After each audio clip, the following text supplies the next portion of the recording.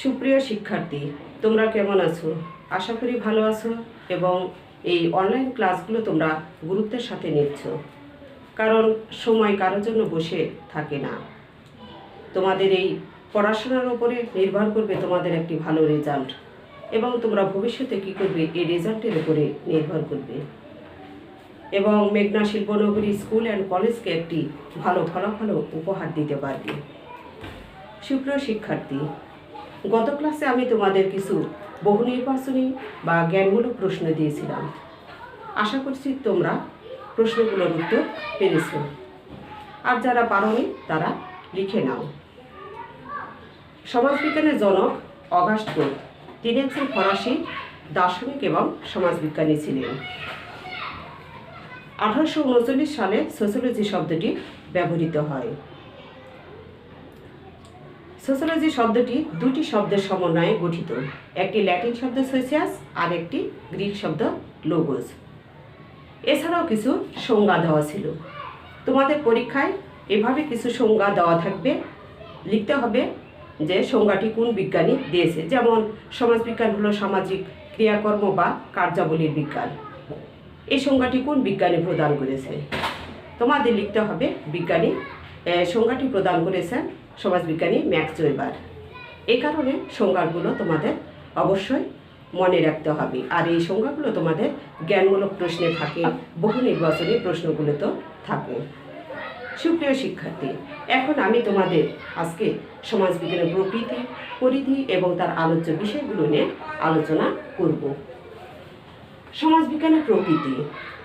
আসলে প্রকৃতি বলতে আমরা কোনো কিছু রূপ, স্বভাব, পরিচয়, বৈশিষ্ট্য ইত্যাদিকে বুঝে থাকি।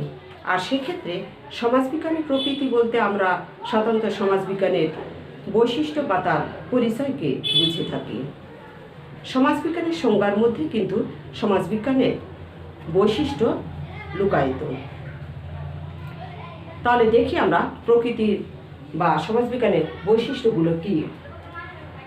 সমাজে বসবাসকারী মানুষের পারস্পরিক সম্পর্কের বিজ্ঞানভিত্তিক পাঠ, অর্থাৎ সমাজে বসবাসকারী মানুষের পারস্পরিক বিজ্ঞানভিত্তিক পাঠ বলা হয় কারণ সমাজবিজ্ঞান সর্বদা সমাজের মানুষের পারস্পরিক সম্পর্ককে বৈজ্ঞানিক দৃষ্টিকোণ থেকে ব্যাখ্যা বিশ্লেষণ করে থাকে। এজন্য সমাজবিজ্ঞানকে সমাজের মানুষের পারস্পরিক সম্পর্কের বিজ্ঞানভিত্তিক পাঠ বলা হয়ে থাকে। 2. সমাজবিজ্ঞান হলো সমাজের পূর্ণাঙ্গ পাঠ। সমাজবিজ্ঞান সমাজকে ব্যাপকভাবে এবং সামগ্রিকভাবে ব্যাখ্যা বিশ্লেষণ করে থাকে। যেমন আমরা বলতে পারি, যেমন রাষ্ট্রবিজ্ঞান, অর্থনীতি, সমাজবিজ্ঞান এগুলো সমাজের এক একটি বিশেষ দিক নিয়ে গবেষণা বা পর্যালোচনা করে। সেক্ষেত্রে সমাজবিজ্ঞান সমাজে গোটা সমাজ ব্যবস্থাগুলোকে নিয়ে ব্যাখ্যা বিশ্লেষণ করে। এজন্য সমাজবিজ্ঞানকে একটি পূর্ণাঙ্গ পাঠ বলা হয়। 3.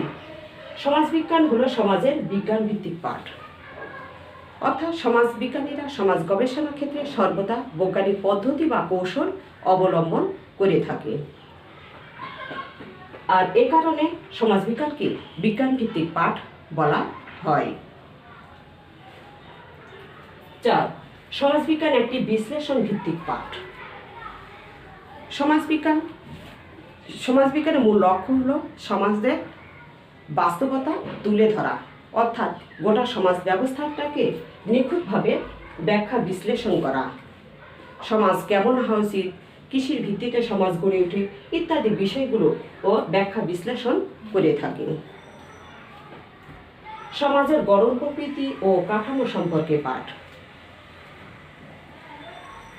সমাজবিজ্ঞান সমাজের গঠন প্রকৃতি ও সমাজ কাঠামো সম্পর্কে পাঠ বলা হয় কারণ এটি কিভাবে একটি সমাজ গড়ে উঠেছে, কিসের ভিত্তিতে সমাজ একটি কাঠামোগত রূপ পরিগ্রহ করে ইত্যাদি বিষয়গুলো এই সমাজের এই গড়ন কাঠামো বা সামাজিক কাঠামো সম্পর্কে পাঠ করে থাকে। নৈতিকতা প্রশ্নে সমাজবিজ্ঞান নিরপেক্ষ।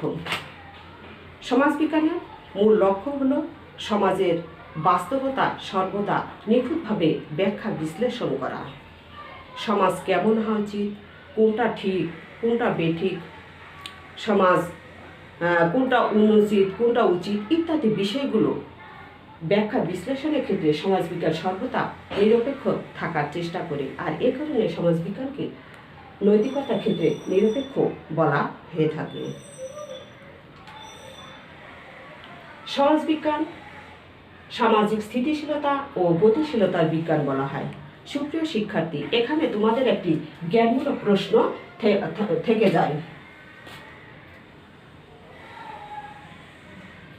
তোমাদের জ্ঞানমূলক প্রশ্নে আসে যে সামাজিক স্থিতিশীলতা এবং গতিশীলতার বিজ্ঞান কথাটি কে বলেছেন? এটা হবে সমাজবিজ্ঞানী অগাস্ট কোথ।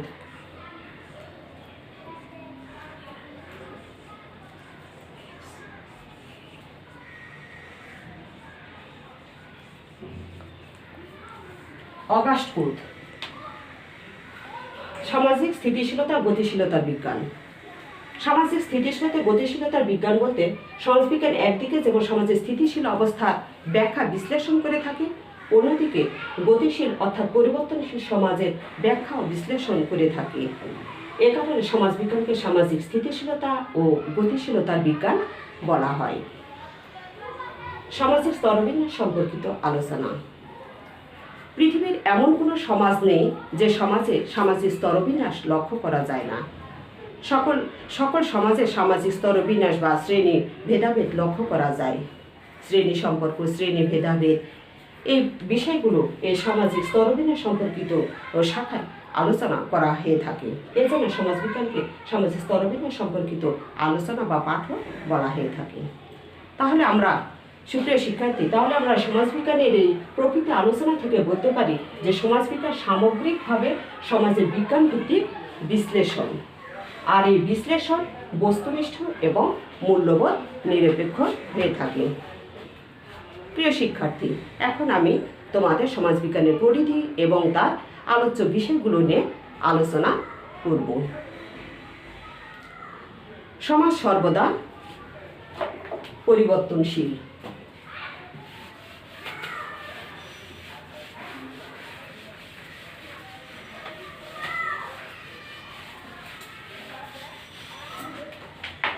সমাজবিজ্ঞানের পরিধি।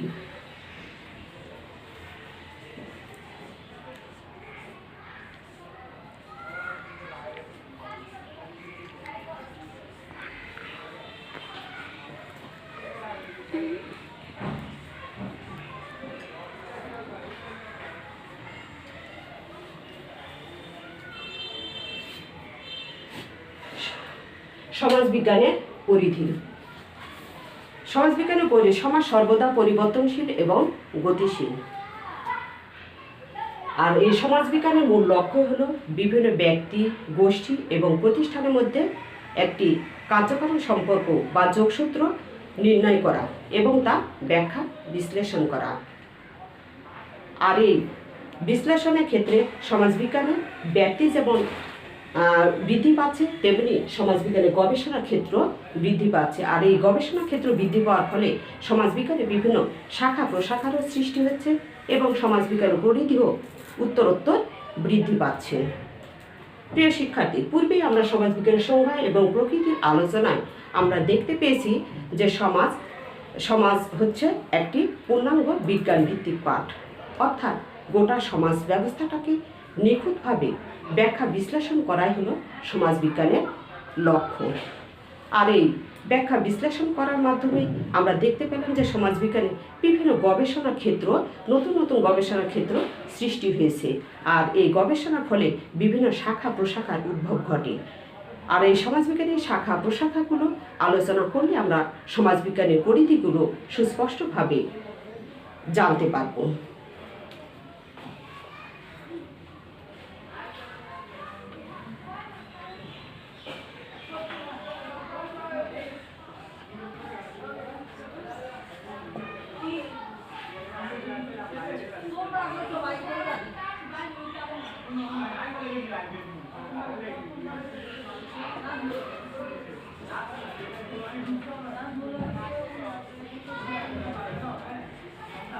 সোশিওলজিক্যাল থিওরি অর্থাৎ সমাজতাত্ত্বিক তত্ত্ব। সমাজবিজ্ঞানের এই তত্ত্বটি সমাজের বিভিন্ন পদ, প্রত্যয়, নীতি, সাধারণীকরণ ইত্যাদি বিষয়গুলোকে বিষয় নিয়ে আলোচনা করে। অর্থাৎ কিসের ভিত্তিতে সমাজ গড়ে উঠেছে, তার সমাজের গতি প্রকৃতি, সমাজের বিষয় ইত্যাদি বিষয়গুলো এই সোশিওলজিক্যাল তত্ত্বে আলোচনা বা গবেষণা করা হয়। এছাড়া কিভাবে এই সমাজবিজ্ঞানে একটি তত্ত্ব নির্মিত হয় এবং এই তত্ত্বের ভিত্তিতে আরেকটি নতুন তত্ত্ব পুনর্নির্মিত হয় ইত্যাদি বিষয়গুলো আমরা এই সোশিওলজিক্যাল থিওরি শাখায় গবেষণা করা হয়ে থাকে। Historical theory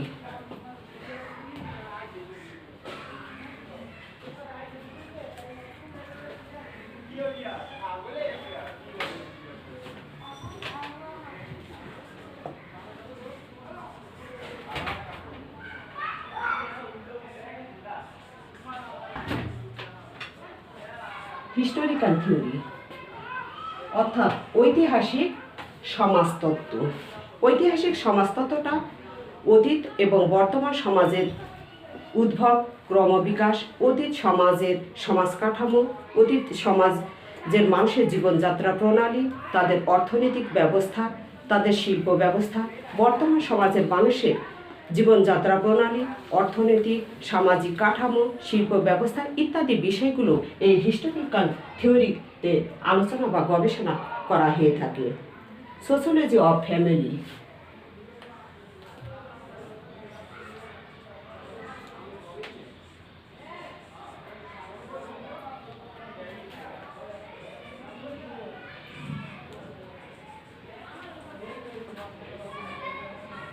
sociology of family পরিবারের সমাজবিজ্ঞান। এই পরিবারের সমাজবিজ্ঞানটা পরিবারের উৎপত্তি, পরিবারের ক্রমবিকাশ, পরিবারের কার্যাবলী, পরিবারের প্রকারভেদ, পরিবারের সাথে বিভিন্ন জ্ঞাতি গোষ্ঠীর সম্পর্ক, বিবাহ, বিবাহের ধরন, বিবাহ বিচ্ছেদের কারণ ইত্যাদি বিষয়গুলো, অর্থাৎ পরিবার এবং বিবাহ সংক্রান্ত যে বিষয়গুলো এগুলো এই সোশিওলজি অফ ফ্যামিলি শাখায় আলোচনা বা গবেষণা করা হয়ে থাকে। সোশ্যাল ডেমোগ্রাফি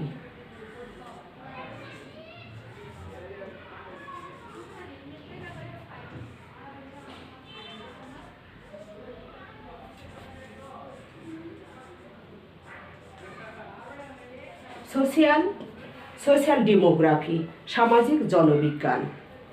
এই সামাজিক জনবিজ্ঞান শাখায় জনসংখ্যার ঘনত্ব, জনসংখ্যার বন্টন, জনসংখ্যার বৃদ্ধি, জন্ম মৃত্যু হার, শিশু মৃত্যু হার, জনসংখ্যার বয়স কাঠামো, স্থানান্তর গমন, অভিবাসন ইত্যাদি বিষয়গুলো এই সোশ্যাল ডেমোগ্রাফি এই শাখাগুলোতে আলোচনা বা গবেষণা করা হয়ে থাকে।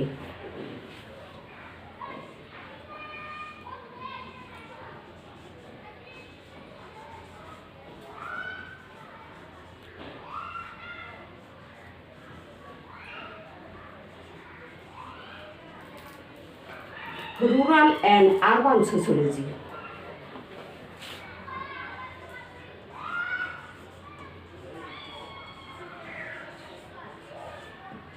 Rural and urban sociology.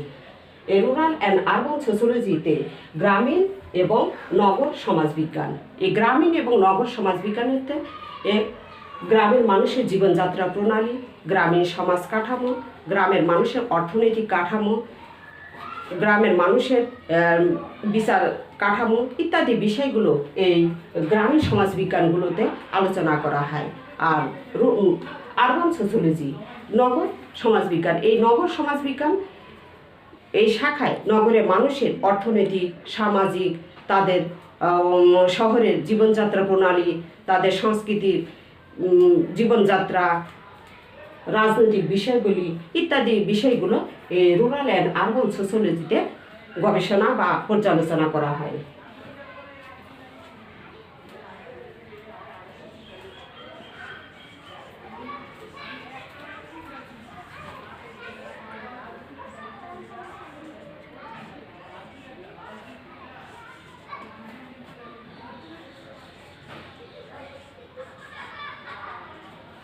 Sociology of religion অর্থাৎ ধর্মের সমাজবিজ্ঞান।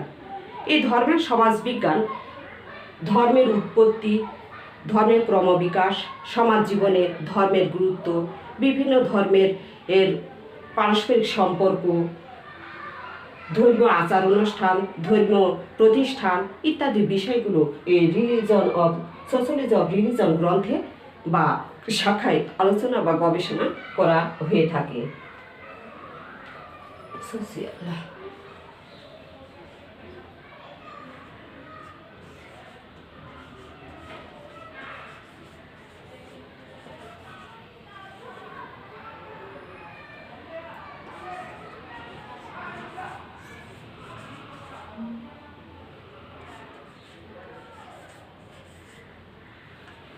সোশ্যোলজি অফ সাইকোলজি অর্থাৎ সামাজিক মনোবিজ্ঞান।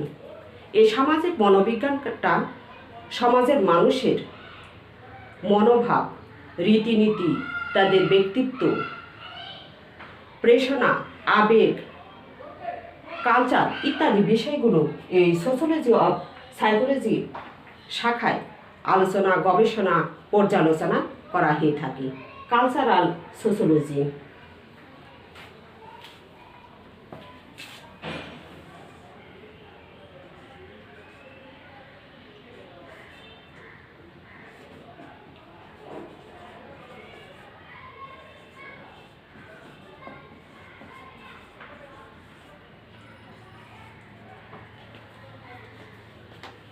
Cultural sociology.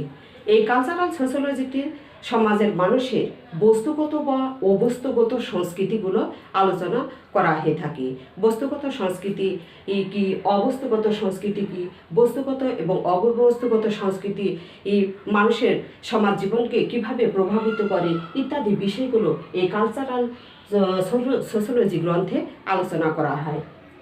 এছাড়া রয়েছে sociology of law, sociology of art, social, তারপরে political sociology, sociology of environment ইত্যাদি। তাহলে সুপ্রিয় শিক্ষার্থী, আমরা কি সমাজে দেখলাম যে প্রত্যেকটি শাখা, যে সমাজে মানুষ জীবন তাকে অতিবাহিত করার জন্য সমাজের এমন কোনো সেক্টর বা শাখা নেই বা বিষয় নেই যে বিষয়গুলো সমাজবিজ্ঞানের আওতা বা পরিধিভুক্ত নয়। তাহলে আমরা আজকের এই আলোচনা বা সমাজবিজ্ঞানের এই পরিধির আলোচনা আমরা সুস্পষ্টভাবে বলতে পারি যে সমাজবিজ্ঞান হচ্ছে সমাজের গোটা সমাজ ব্যবস্থাটাই হচ্ছে সমাজের পরিধিভুক্ত। সুপ্রিয় শিক্ষার্থী, তাহলে আমরা আজকের এই আলোচনায় জানতে পারলাম যে সমাজবিজ্ঞানের প্রকৃতি, পরিধি এবং তার বিভিন্ন গুরুত্বপূর্ণ বিষয়গুলি বা শাখাগুলি, যেগুলোর মাধ্যমে আলোচনার মাধ্যমে আমরা সুস্পষ্টভাবে বুঝতে পারলাম যে সমাজবিজ্ঞানের পরিধির শাখা কত বিশাল বা এর সীমানা কত দূর। সুপ্রিয় শিক্ষার্থী, আজকে এ পর্যন্ত। সামনের ক্লাসে তোমাদের সাথে আবার কথা হবে। সেই পর্যন্ত তোমরা ভালো থেকো, সুস্থ থেকো এবং একটি কথায় বারবার স্বাস্থ্যবিধি মেনে চলবে, এ প্রত্যাশা আমাদের সবার। ধন্যবাদ।